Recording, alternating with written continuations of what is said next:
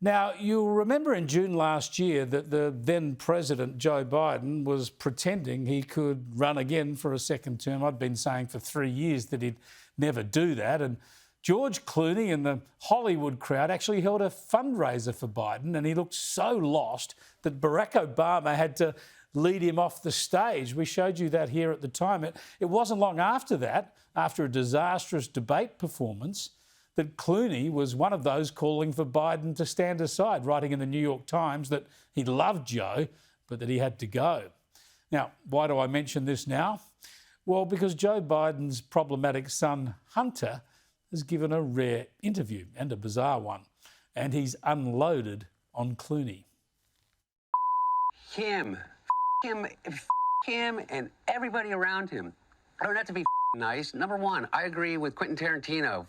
George Clooney is not a actor. He is a I don't know what he is. He's a brand. And by the way, and God bless him. You know what? He supposedly treats his friends really well. You know what I mean? Buys them things. And he's got a really great place in Lake Como. And he's great friends with Barack Obama.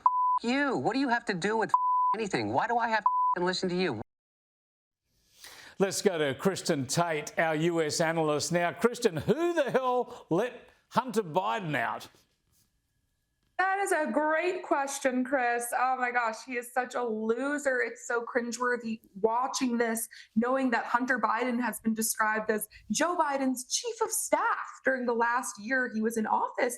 And he's sitting there trying to chalk up Democrat losses in 2024 to disloyalty to his father by people like George Clooney and others. This is laughable. Democrats were extremely loyal to Joe Biden for years, as it was clear to anyone with a functioning brain that Biden was, in steep mental decline and not up for the job. We watched him fall upstairs. We watched him be guided off stage by Obama, constantly slurring his speech. But we were told he had never been sharper. And if you have any questions, you're a conspiracy theorist.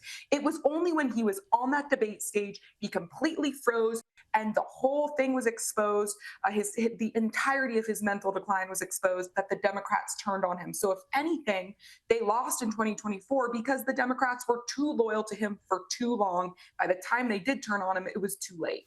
You are spot on. We talked for more than 3 years about how there's no way Joe Biden was capable of running again, but they stuck by him to the very last when it couldn't be avoided. Let's have a look at some of that crucial debate. And I'm going to continue to move until we get the total ban on the total initiative relative to what we're going to do with more Border Patrol and more asylum officers. President Trump? I really don't know what he said at the end of that sentence. I don't think he knows what he said either. It was an absolute train crash, but have a look at what Hunter Biden says about that now. I know exactly what happened in that debate. He flew around the world, basically, in the mileage that he could have flown around the world 3 times. Yeah. He's 81 years old. He's tired as They give him Ambien to be able to sleep. He gets up on the stage, and he looks like he's a deer in the headlights.